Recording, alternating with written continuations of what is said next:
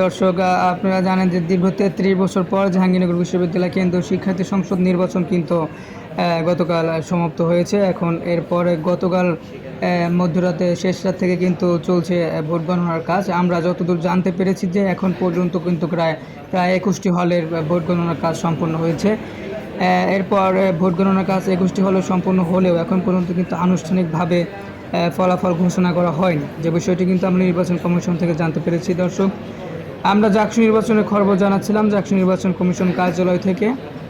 এখন পর্যন্ত নির্বাচন কমিশনের কর্মকর্তাদের কাছ থেকে আমরা যে বিষয়টি জানতে পেরেছি, তারা বলেন, মাবরুই এলাহি নামক নির্বাচন কমিশনের দায়িত্বরত এক শিক্ষক বলেন যে এখন পর্যন্ত ফলাফল সম্পূর্ণ হয়নি, তবে ফলাফল গণনার কাজ কিন্তু সম্পূর্ণ হলে আমরা যথারীতি ফলাফল কিন্তু আনুষ্ঠানিকভাবে ঘোষণা করব এবং হল সংসদ নির্বাচনের ভোট গণনার কাজ শেষে ফলাফল নির্ণয়ের পরে কিন্তু আমরা কেন্দ্রীয় শিক্ষার্থী সংসদে যে ব্যালট বাক্স সেটি কিন্তু গণনার কাজ শুরু করব।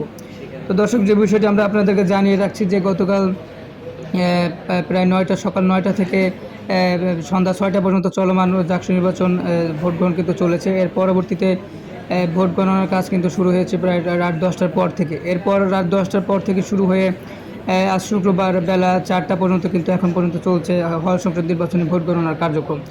এর পরবর্তীতে আশা করা যায় যে কেন্দ্রীয় শিক্ষার্থী সংসদ নির্বাচনের কিন্তু ভোট গণনার কাজ শুরু হবে। এখন পর্যন্ত বলা যাচ্ছে না যে আসন্ন জাকসু নির্বাচনের ফলাফল কবে নাগাদ বা কখন আসলে প্রকাশ হতে পারে, এই বিষয়টি কিন্তু আমাদের কাছে এখন পর্যন্ত আমাদের যে জানার বাইরে রয়েছে।